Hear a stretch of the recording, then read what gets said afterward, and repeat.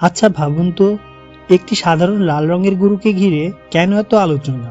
কেন এটি নিয়ে কথা বলছেন ধর্মীয় গবেষক, ইতিহাসবিদ এবং আন্তর্জাতিক সংবাদ মাধ্যম? 2022 সালে যুক্তরাষ্ট্রের টেক্সাস থেকে কয়েকটি লাল বাছুর ইসরায়েলে আনা হয়। এরপর থেকেই রেড হাইপার বা লাল গাভী আবার বিশ্বজুড়ে আলোচনায় আসে। কেউ বলছেন এটি একটি গুরুত্বপূর্ণ ধর্মীয় আচার পালনের প্রস্তুতি, আবার কেউ মনে করেন এটি ভবিষ্যতের বড় ধর্মীয় ঘটনাগুলোর সঙ্গে সম্পর্কিত হতে পারে। তবে শুরুতে একটি বিষয় পরিষ্কার করে নেওয়া দরকার। এই ভিডিওতে আমরা বিভিন্ন ধর্মীয় বিশ্বাস, ঐতিহাসিক তথ্য এবং বর্তমান বাস্তবতা তুলে ধরব। ভবিষ্যতে কি ঘটবে সে বিষয়ে আমরা কোনো নিশ্চিত দাবি করছি না। চলুন শুরু করা যাক। রেড হাইপার বা লাল গাভী কি? রেড হাইপার শব্দটির বাংলা অর্থ লাল রঙের একটি গাভী। ইহুদি ধর্মগ্রন্থে একটি বিশেষ ধর্মীয় আচার সম্পর্কে উল্লেখ রয়েছে। সেখানে বলা হয়েছে নির্দিষ্ট কিছু শর্ত পূরণ করা একটি লাল গাভী সেই আচার পালনের জন্য ব্যবহৃত হতে পারে। তবে যে কোনো লাল গাভী হলেই হবে না। ইহুদি ধর্মীয় ঐতিহ্য অনুযায়ী গাভীটির শরীরে অন্য রঙের পশম থাকা যাবে না, শরীরে বড় কোনো ত্রুটি থাকা যাবে না এবং এটি আগে কোনো কৃষিকাজে ব্যবহার করা যাবে না। এই কারণেই এমন গাভীকে অত্যন্ত বিরল বলে মনে করা হয়। প্রশ্ন হলো, এই লাল গাভীর সঙ্গে থার্ড টেম্পলের সম্পর্ক কি? ইহুদি ইতিহাস অনুযায়ী জেরুজালেমে একসময় দুটি পবিত্র মন্দির ছিল। প্রথম মন্দিরটি নবী সুলাইমান আলাইহিসসালামের সময় নির্মিত হয়েছিল বলে বিশ্বাস করা হয়। পরে সেটি ধ্বংস হয়ে যায়। এরপর দ্বিতীয় মন্দির নির্মিত হলেও খ্রিস্টাব্দ 70 সালে রোমান সাম্রাজ্যের হাতে সেটি ধ্বংস হয়ে যায়। এরপর থেকে অনেক ধর্মপ্রাণ ইহুদি ভবিষ্যতে একটি তৃতীয় মন্দির অর্থাৎ থার্ড টেম্পল নির্মাণের আশা করে আসছেন।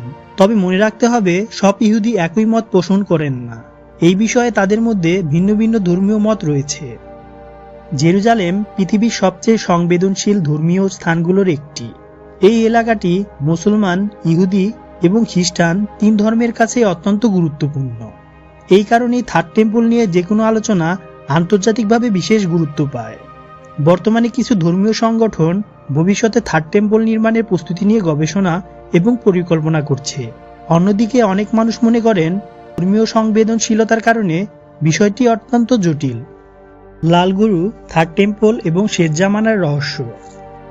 এখন প্রশ্ন হলো, কেন কিছু মানুষ রেড হাইপার ও থার্ড টেম্পলের আলোচনাকে শেষ জামানার সঙ্গে যুক্ত করেছেন? ইসলামের দাজ্জাল সম্পর্কে বহু সহিহ হাদিস রয়েছে।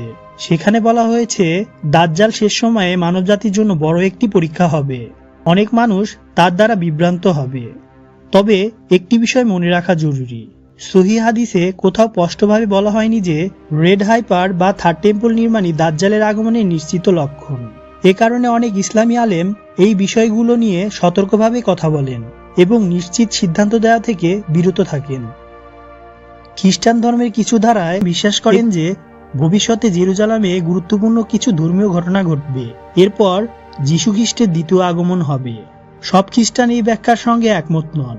বিভিন্ন গির্জা ও ধর্মতাত্ত্বিকের মতে এ বিষয়ে ভিন্ন মত রয়েছে। আজকের বিশ্বে রেড হাইপার বা থার্ড টেম্পল নিয়ে আলোচনা শুধু ধর্মীয় নয়, ঐতিহাসিক, রাজনৈতিক কারণেও গুরুত্বপূর্ণ। জেরুজালেম এমন একটি শহর যা মুসলমান, ইহুদি এবং খ্রিস্টান তিন ধর্মের কাছে অত্যন্ত পবিত্র। এই কারণে সেখানে যে কোনো বড় পরিবর্তনের আলোচনা আন্তর্জাতিক পর্যায়ে ব্যাপক গুরুত্ব পায়। বর্তমানে কিছু ধর্মীয় প্রতিষ্ঠান ভবিষ্যতে মন্দির নিয়ে গবেষণা ও প্রস্তুতির কথা বলে। তবে বাস্তবে এ ধরনের বিষয় অত্যন্ত জটিল ও বহুধর্মীয়, ঐতিহাসিক, রাজনৈতিক ও আইনি বিষয়ের সঙ্গে জড়িত। এই পুরো বিষয়টি বুঝতে হলে আমাদের তিনটি বিষয় আলাদা করে দেখতে হবে। প্রথমত, ইতিহাস, যেখানে রেড হাইপার ও প্রাচীন মন্দিরের উল্লেখ রয়েছে।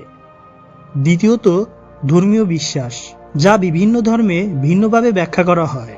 তৃতীয়ত, বর্তমান বাস্তবতা, যেখানে নানা মত, গবেষণা এবং আন্তর্জাতিক পরিস্থিতি একসঙ্গে কাজ করছে। তাই ভবিষ্যৎ সম্পর্কে কোনো দাবি শোনার আগে নির্ভরযোগ্য উৎস থেকে তথ্য যাচাই করা সবসময় গুরুত্বপূর্ণ।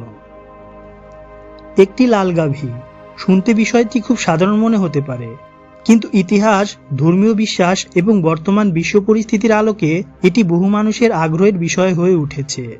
ভবিষ্যতে কি ঘটবে তা একমাত্র আল্লাহই জানেন। আমাদের দায়িত্ব হলো সঠিক তথ্য জানা, বিভ্রান্তিকর খবর থেকে সতর্ক থাকা, নিজের ঈমান ও নৈতিকতার প্রতি যত্নবান থাকা। আপনার কি মনে হয় রেড হাইপার ও থার্ড টেম্পল নিয়ে এত আলোচনা কেন হয়? আপনার মতামত কমেন্টে জানাতে পারেন। ভিডিওটি তথ্যবহুল মনে হলে একটি লাইক দিন, বন্ধুদের সাথে শেয়ার করুন এবং ইতিহাস, ধর্মীয় ঐতিহ্য, বিশ্বের রহস্য নিয়ে আরও নির্ভরযোগ্য ভিডিও দেখতে আমাদের চ্যানেলটি সাবস্ক্রাইব করতে ভুলবেন না। দেখা হবে পরবর্তী ভিডিওতে। আল্লাহ হাফেজ।